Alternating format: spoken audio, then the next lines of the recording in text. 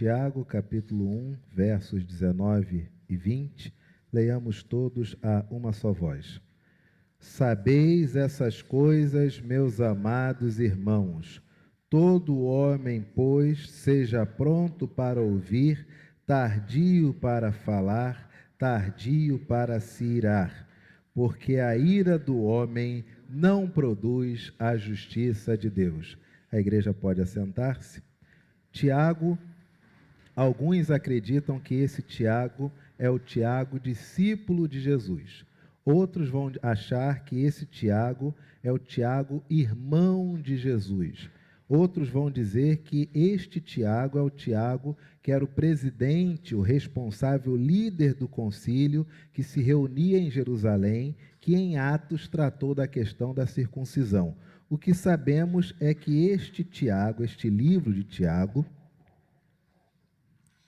é um livro tido como um livro extremamente voltado para a prática do cotidiano. Se você lê o livro de Provérbios e depois lê o livro de Tiago, você sai com um manual de conduta sobre as circunstâncias da vida. A palavra do Senhor nos diz nesta manhã: sabeis estas coisas, meus amados irmãos. Todo homem, pois, seja pronto para ouvir, tardio para falar, tardio para se irar, porque a ira do homem não produz a justiça de Deus. Pronto para ouvir, é a primeira coisa que Tiago diz que nós devemos saber. Ouvir do original akousai, que não é apenas o ato de saber que alguém está falando alguma coisa. Já teve essa experiência de ver a pessoa falando para você alguma coisa, você só vê a boquinha falando, mas você está imaginando uma outra coisa? Está lembrando uma notícia de jornal, está lembrando de uma música, ou até está ouvindo a pessoa e, na verdade, você está dizendo: nossa, tem que esperar ela terminar de falar para depois eu poder explicar, etc. Às vezes nós somos assim. A pessoa está na nossa frente, está falando alguma coisa, mas nós não estamos akousai, nós não estamos compreendendo com os nossos ouvidos. A palavra do Senhor diz que o homem deve ser pronto para compreender com o ouvido. Dificuldade nossa hoje, cada vez mais nós somos instigados pelos programas de televisão, pelos podcasts da vida, podcasts marcados por debates, nós estamos cada vez mais voltados para o debate. Se o indivíduo diz: olha, eu gosto mais do Vasco, outro diz: eu gosto mais do Flamengo, aí você já coloca todas as suas concepções sobre o Vasco em cima daquela pessoa, tudo que é do Flamengo em cima daquela outra pessoa, e você acha que necessariamente eles são opostos. Quando, na verdade, há sempre mais coisas que unem as pessoas do que dividem. Mas na nossa sociedade atual, nós estamos focados no debate. Há programas cuja ênfase é o debate, e você não está mais focado em ouvir para compreender o outro. Você está focado em ouvir o que o outro tem de errado para poder dizer naquilo que ele erra. E quando isso entra em nossas casas, é terrível. Porque escapa de nós o desejo de ouvir o que o outro está falando para compreender. Quantas vezes nossos filhos querem falar algo, mas da forma como eles falam nós não compreendemos e nós precisamos gastar, investir tempo naquele momento para que eles possam falar de um jeito que nós possamos compreender. Queridos, Eclesiastes capítulo 5, verso de número 1, abramos. Eclesiastes capítulo 5, verso de número 1.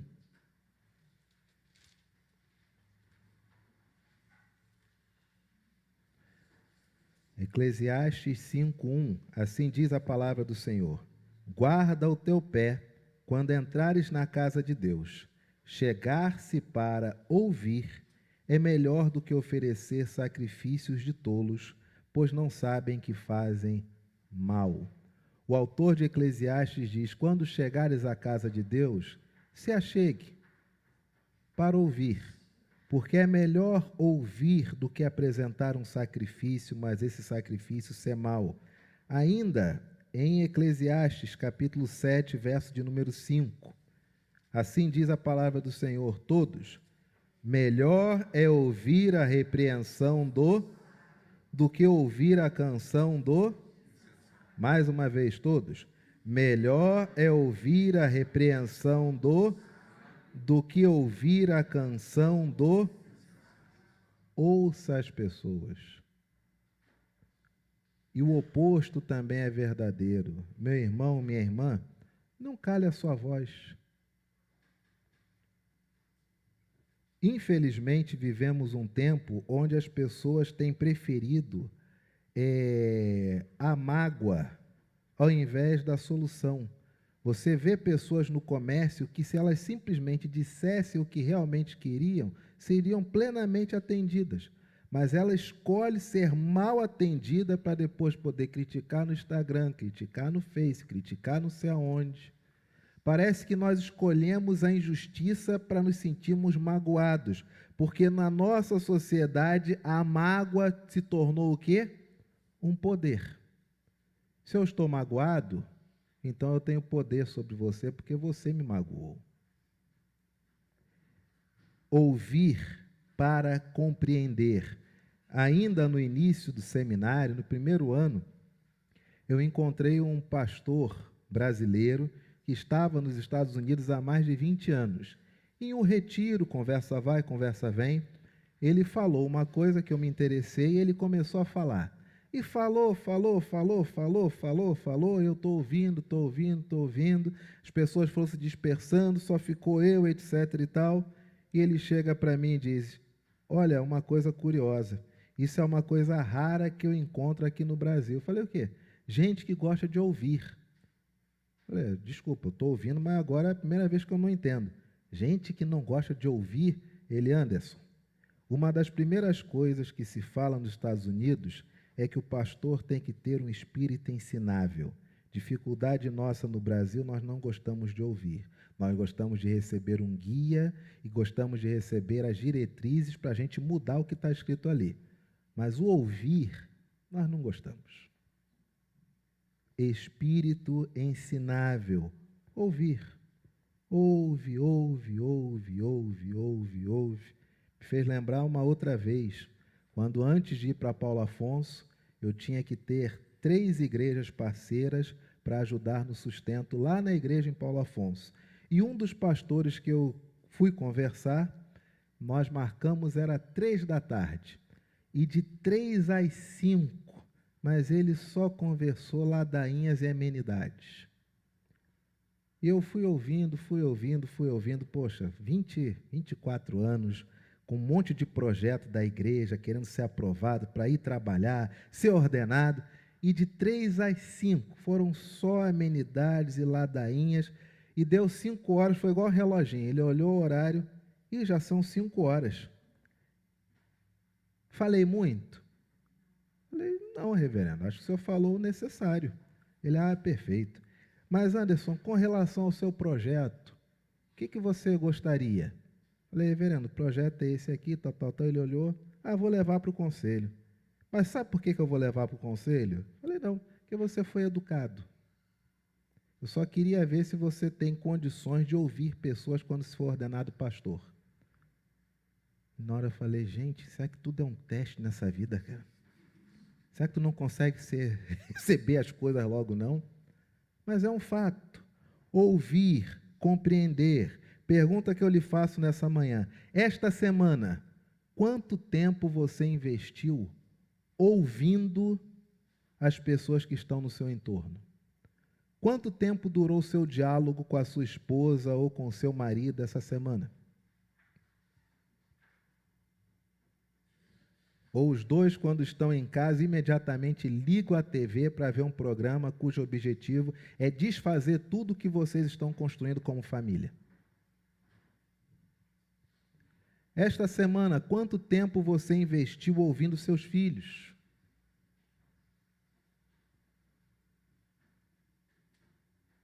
Percebe porque muitas vezes as relações não se sustentam ou há desgaste? Porque o que une as relações é a conversa, é o diálogo. Portanto, irmão, todo homem seja pronto para ouvir. Esse é o primeiro ponto de Tiago. Segundo momento de Tiago ainda, nesse verso de número 19, pronto para ouvir, tardio para falar, laleó, falar, discursar. Abra sua Bíblia, Provérbios capítulo 10, verso de número 19. Provérbios capítulo 10, verso de número 19.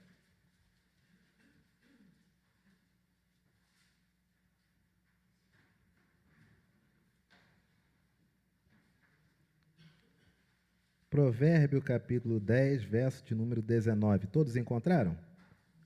Assim diz a palavra do Senhor: no muito falar não falta transgressão, mas o que modera os lábios é o quê?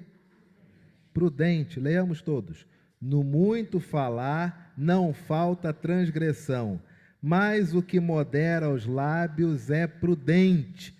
Já lá em Itaipu, já com mais novo também, recém, já tinha acho que só 5 anos de ministério pastoral, um momento antes de começar o culto, tudo ali ok, tudo legal, aquele lance todo. O indivíduo no meio daquela roda que nós fazemos para orar, antes de dar início aos trabalhos, eu estava do lado do meu presbítero, meu tutor, meu amigo Rubens, já idoso, nós todos de mãos dadas, orando. Antes, terminou a oração, esse indivíduo fala uma palavra acerca de algum tema, mas de uma forma tão agressiva, tão gratuita, que nós estávamos de mãos dadas, terminou a oração, ainda estava levantando a cabeça, ele falou algo. Quando eu abri os olhos para olhar, o Rubens deu assim um puxão na minha mão, parecia até que puxava cachorro. Sabe quando você quer distrair o bicho? Ele deu um puxão na minha mão, que o puxão me distraiu para olhar para ele, para entender o que tinha acontecido. Quando eu olho para ele, ele diz: vamos dar início ao culto. Deus seja louvado. E na mesma hora, nunca conversamos sobre isso, mas na mesma hora eu entendi. Quieto. Não fale. Quieto. Quantas vezes falta na nossa vida gente que nos dá esse solavão de dizer: não fale. Quantas vezes falta na nossa vida a nossa capacidade de vermos uma total desconstrução, até mesmo acerca de nós. E o que nós devemos fazer? Não fale. Certa vez,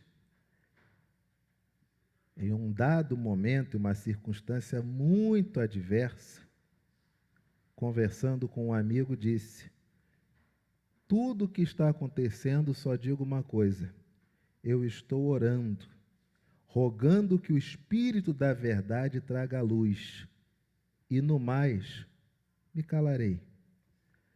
Irmãos, um dos momentos da minha vida onde mais cresci na intimidade com o Senhor, na palavra do Senhor, foram os momentos, ou este momento que foi mais gritante, que, pasmem, tudo era gritante, mas foi um momento que Deus me carregou tanto no colo, que eu de nada falei. Quieto. Você consegue entender o poder que você tem quando você fica quieto quando estão destruindo você? Você já passou por isso? Quando você é aniquilado, exterminado, e você só se encontra quieto. Por quê? Porque quem traz a luz é o Espírito da verdade. Meu irmão, minha irmã, todo homem deve ser pronto para compreender com os ouvidos, mas ao mesmo tempo deve ser pronto para ser lento naquilo que vai falar. A língua, ela fala, mas a conduta faz o quê? Ela mostra.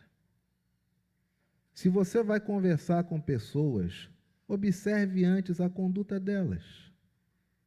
Porque se a conduta dela a conduta que ela tem não bate com o que ela diz, tudo que você vai falar é nulo de pleno direito. Todo homem seja pronto para ouvir, seja pronto para compreender com os ouvidos, seja tardio, no original, lento para discursar. E o terceiro ponto de Tiago, seja lento também para se irar, do original orgen, vingança, ira, punição, paixão. Paixão sempre foi visto como algo ruim, tá, gente? Nos nossos dias é que se tornou uma coqueluche, né? Estou apaixonado. A pessoa que dissesse há séculos atrás que estava apaixonado era levada para um hospício, um manicômio, porque paixão é ruim. Tanto é que todo aquele sofrimento de Cristo na Semana Santa nós chamamos de quê?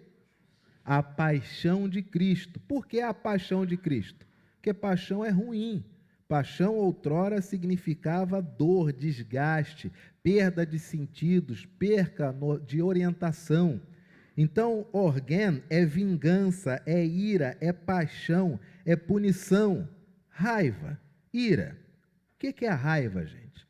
A raiva é uma das emoções humanas mais básicas, junto com a tristeza, a alegria, nojo e outras. Mas você sabe quais as consequências da raiva no nosso organismo? Você sabe? Queridos, você liga a TV, você torce para quem? Você vê um injustiçado ali calado e você diz, ele não vai reagir. E aí quando chega a hora da vingança, como é que você fica? Você já está em pé na cadeira, diz agora, agora, agora. Termina o filme, como é que foi o filme? Foi bom, mas o vilão não morre no final, não gostei. Pelo que ele fez no filme, ele devia ter sofrido muito. Se fosse eu, pegava o arame farpado, blá, blá, blá. Não é verdade? Repara que toda a sociedade hoje, ela é influenciada por alguns agentes. Gula, tristeza, ira. Fique triste, coma demais e fique revolte. Fique irado. Veja como tudo nos orienta a sermos tristes, gulosos e revoltados. A raiva faz com que nós não consigamos, ou que nós começamos a contradizer nossos próprios interesses. Na sua casa, você quer paz ou você quer guerra? O que você quer dentro de casa? Hein? E quando você está com raiva, o que você consegue? Mas você quer? Olha o que a raiva faz. A raiva faz você contradizer o que você quer. Você quer paz. Mas quando você está com raiva, meu amigo, não sobra nem o papagaio.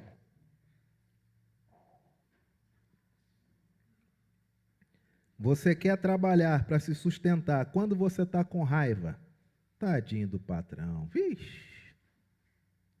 A raiva aumenta a secreção do hormônio do estresse, o cortisol, que por sua vez pode agir destruindo, sabe o que, gente? Quem tem muita raiva, muita ira, muito ódio, muito rancor, esse cortisol acaba agindo em excesso. Quando ele é produzido em excesso, ele acaba destruindo neurônios associados à memória de curto prazo. Por que você está esquecendo todas as coisas besteirinhas? Chave que estava ali, você esqueceu, o negócio estava ali, acabou de botar, esqueceu, essa memória de curto prazo. Por quê? Pode ser que você não tenha percebido, mas você entrou em um estado constante de retroalimentar raiva. Raiva o tempo todo.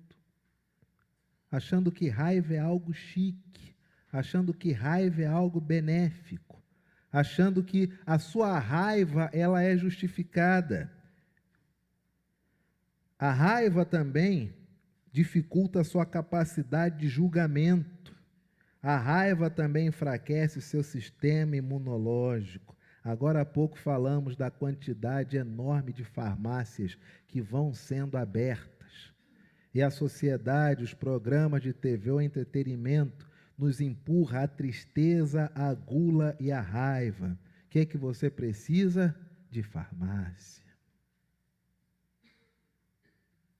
Tá triste? Toma esse remedinho aqui, ó, para dar um up. Tá com gula? Toma esse remedinho aqui para segurar. Tá com raiva? Toma esse remedinho aqui, ó, para acalmar.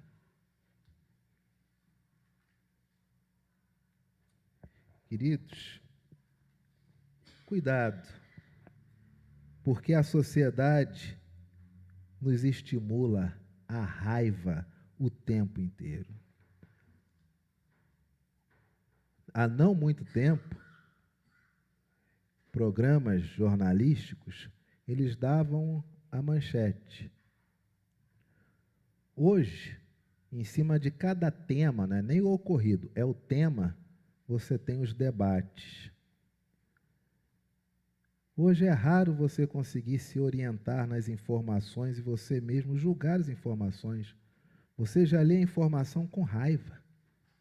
Dependendo do veículo de informação, você já nem abre mais, porque você já está com raiva. Dependendo do que é dito, você já está com raiva. Você já acorda com raiva. Você dorme com raiva. E o pior, você come com raiva. Literalmente, quando você come com raiva, você está alimentando essa raiva. A mensagem que você manda para o cérebro é a seguinte: coma raiva, coma bastante, se mantenha aí. É a raiva que me faz comer mais. É a raiva que me faz querer isso e aquilo. Por que não devemos valorizar a raiva? Alguém sabe? Por que nós não devemos valorizar a raiva? Por quê? Por que a gente não deve valorizar a raiva? Está aí no colo de vocês a resposta. Está escrito aí, ó. Verso de número 20, pergunta: por que não devemos valorizar a raiva? Porque a ira do homem não produz a ira do homem não produz a justiça de Deus. Você quer a justiça de Deus? Quer? Muito bem. Você imagina você com raiva, irado, angustiado, revoltado, e Deus diz: fica quietinho que eu já estou preparando tudo. A pessoa que fez mal a você, lá na frente ela vai perder tudo. Fica quietinho. E aí você, uma vez que sabe que a justiça de Deus vai acontecer, você faz até aquelas orações, pedindo para Deus ser misericordioso com a pessoa, pedindo para Deus abençoar a família da pessoa, mas por dentro você está certo de que se você deve aguardar a justiça de Deus, à luz do que foi feito a você, essa justiça de Deus, meu amigo, olha, essa daí eu vou te dizer, eu nem quero estar perto desse desmantelo. Eu vou até orar, pedindo que Deus abençoe, já fazendo o meu habeas corpus, o meu álibi com Deus. Deus é testemunha que eu só orei pedindo bem para fulano, ciclano, beltrano. Mas a justiça de Deus é a justiça de Deus. Quem sou eu? Então eu oro pedindo bem, mas eu sei que esse bem não vai vir, que Deus vai ser justo, vai desfazer tudo. Vai. Qual é a justiça de Deus, meu irmão? Você acha que a justiça de Deus é essa? Se alguém te fez mal, é essa pessoa ficar pior? É nisso que Deus é justificado? É isso? Qual é a justiça de Deus? Você veja o nível de maldade que muitas vezes tem no nosso coração, o nível que em qualquer outro lugar, se nós falássemos essa nossa forma de pensar, nós seríamos taxados com toda a tranquilidade de psicopatia. Mas parece que dentro dos arraiais da cabeça dos evangélicos se justifica pensar assim: Deus vai fazer justiça. O que significa isso? Deus vai desmantelar tudo, ou vai matar, ou vai ficar doente, ou vai separar, alguma desgraça vai acontecer, porque Deus é justo. Isso é pensamento? Mas aí é claro, o crente muitas vezes também é dualista, né? Ele diz que o Velho Testamento se cumpre em Jesus, mas quando ele pensa em Deus fazer justiça quando lhe fazem mal, ele só se volta para o Antigo Testamento. Deus é vingança, Deus é desgraça, Deus mata. Nos nossos dias, Deus não pode fazer isso. Então, Deus dá uma doença, uma desgraça, um divórcio, coisa assim, um desmantelo do trabalho. Onde pode demorar o tempo que for, se aquele indivíduo, em algum momento, a vida não lhe é afortunada, o que o crente diz? Está vendo? 15 anos depois do mal que me fez, é Deus fazendo justiça. Você consegue analisar uma mente dessa, que passa 1 ano, 5 anos, 6 meses, 3 dias, 10 anos, 15 anos, focada em ver a desgraça na vida do outro, para concluir que essa desgraça é fruto da justiça de Deus? Cara, isso é doença. Isso é uma psique que não foi tratada. Socialmente, em qualquer roda que você fala isso para qualquer pessoa, isso é psicopatia. Mas, reverendo, tem um versículo que diz. Tem versículo para tudo, meu irmão. Você junta 3 quilos de versículo aí, tem versículo para tudo. Fica à vontade. Mas sabe o que diz a palavra do Senhor? Abra a sua Bíblia, Provérbios capítulo 12, verso 16. Provérbios capítulo 12, verso de número 16. A ira do insensato, num instante se conhece, mas o prudente o que faz? O prudente, ele oculta a afronta. Aconteceu alguma coisa? Não. Não é da conta de ninguém. Não interessa. Fulano é belicoso, né, ciclano? Desconheço. Não tem nada, não. Ah, mas naquele dia, olha, eu desconheço. É a opinião de cada um, você tem o direito a ter a tua. Não, mas você viu que a fala... Irmão, eu não sei porque você se sente tão à vontade de falar mal de um terceiro para mim, sendo que não é isso que nos une. Que isso? Mas a belicosidade, a ira, a raiva, o que o insensato faz? Ele guarda. Não é da conta de ninguém. Ninguém precisa saber. Aliás, diga-se de passagem, a nossa sociedade, ela parece que força com que você dê publicidade às mazelas, né?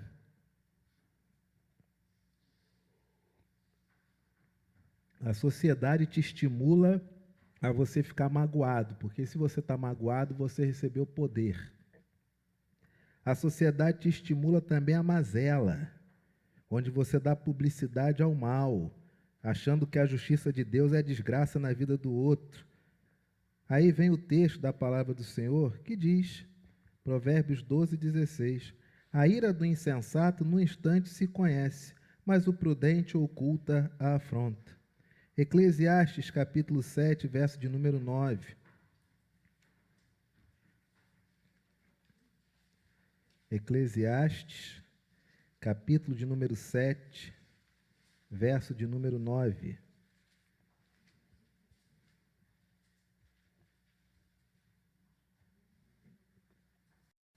Não te apresses em, porque a ira se abriga no íntimo de quem? Pô, você quer isso para a sua vida, meu irmão, minha irmã? Você quer isso? Infelizmente, a sociedade hoje nos impulsiona a raiva. Você liga de manhã um jornal, você já começa os queixumes e reclamações, você já fica com raiva. Abra sua Bíblia, Mateus capítulo 18, verso de número 15. Como Deus é justificado, onde há a justiça de Deus, em uma situação de raiva, de estresse, o que é a justiça de Deus nos relacionamentos? Abra sua Bíblia, Mateus capítulo 18. Mateus capítulo de número 18, verso de número 15. Se teu irmão pecar, contra quem? Contra? Não pode ser contra o outro, não? Só pode ser contra mim? Sim ou não, igreja? É o que está escrito. O que está escrito aí? Se teu irmão pecar contra... Mas se ele fez alguma coisa com o outro? Parece que Deus diz, não é da tua conta. Mas vamos lá. Se teu irmão pecar contra ti, vai arguí-lo entre ti e ele. Mas eu faço ao vivo no Instagram, não faço não? Não gravo não? Ué? Vai arguí-lo entre ti e ele. Se ele te ouvir, você prova que você estava certo, não é isso? Não é isso? Se ele te ouvir, você prova que ele estava errado, não é isso? Não é isso? Qual que é o objetivo quando eu sento e converso com meu irmão? Quando há essa arguição, quando há esse diálogo de compreensão, que é o significado. Se ele te ouvir, que diz a palavra do Senhor? A justiça é essa. A justiça é essa. Deus é justificado em um ambiente onde Ele está presente, como todo amor, Ele une os seus filhos. Essa é a justiça. A psicopatia é quando eu quero que o outro se estatele na desgraça. Isso é o psicopata. Quando eu acho que o mal que me foi feito, a justiça de Deus significa que o outro, que a família do outro, que a saúde do outro, que os bens do outro se acabem em nada. Se assim o fosse, todo político que roubasse o pobre terminava em ruína, não é isso? Não é? E você vê isso acontecendo, meu irmão? É isso que você vê acontecendo? Ora, se Deus não dorme nem dormita o guarda de Israel, por que essas coisas então acontecem? Deus não é mais justo? Olha a justiça de Deus aí, meu irmão. Pergunto para você, é justo que você elenque e escolha inimigos dentro da tua casa? Deus é justificado nisso?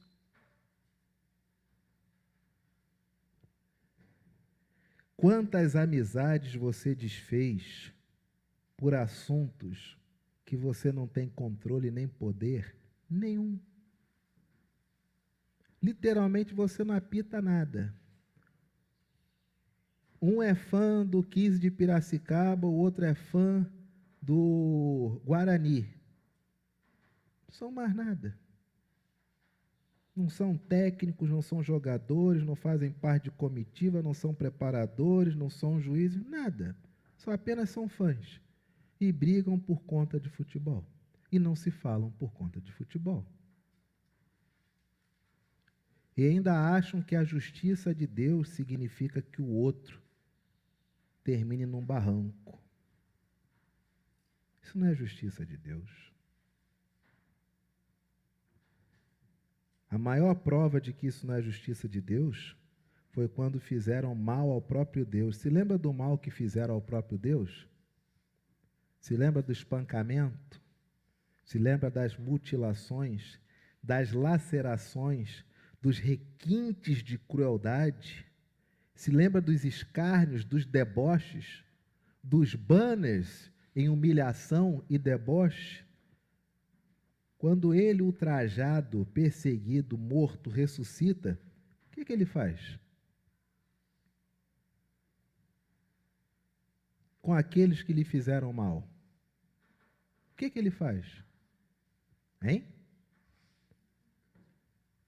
Quando ele ressuscita, o que ele faz, igreja? Mas ele fez alguma coisa contra aqueles que lhe fizeram mal? Não fez? Hein? Fez, perdoou. Perdoou. Antes de morrer, ele fez alguma coisa contra aqueles que lhe fizeram mal? Perdoou. Pai, perdoa-os. não sabem o que fazem. Jesus morreu carregando nossos pecados, mas ele de si não carregou os pecados dele. Essa é a justiça de Deus, meu amigo. Se Jesus para você nessa manhã não é a encarnação da justiça de Deus, não sei o que vai ser, meu irmão. E lhe digo, procure acompanhamento psicológico, psiquiátrico ou psicanalítico. Porque se a tua verve, se a justiça de Deus for a vingança ou a desgraça do outro, isso não tem mais nada a ver com o Evangelho. Isso já é transtorno de personalidade. Se você escolhe viver em estado constante de raiva, larga isso. Você está com a Bíblia aí no seu colo. O Espírito Santo está dentro de você. Elimina tudo que te traz raiva de forma desnecessária. Quantas coisas você assiste dentro da sua casa, você está trazendo raiva para dentro da sua casa, está trazendo morte para dentro da tua casa, está trazendo rancor para dentro da sua casa. Faz uma experiência. Fica aí 15 dias mudando a grade da sua programação daquilo que você vê dentro da sua casa e observa como é que a sua mente e da sua família vai ficar no mínimo mais leve. Mas todo dia nós ligamos a TV, assassinato, desgraça, roubo, adultério. Assassinato, desgraça, roubo, adultério, doença. Assassinato, desgraça, roubo, adultério, doença. Assassinato, desgraça, roubo, adultério, doença. Você é obrigado a ver isso todo dia? Você é obrigado a ver isso todo dia? E talvez você diga, mas pastor, essa é a realidade. Verdade. Mas você não precisa pagar para isso não. A Bíblia já diz, o mundo jaz no maligno. Está aí tua manchete.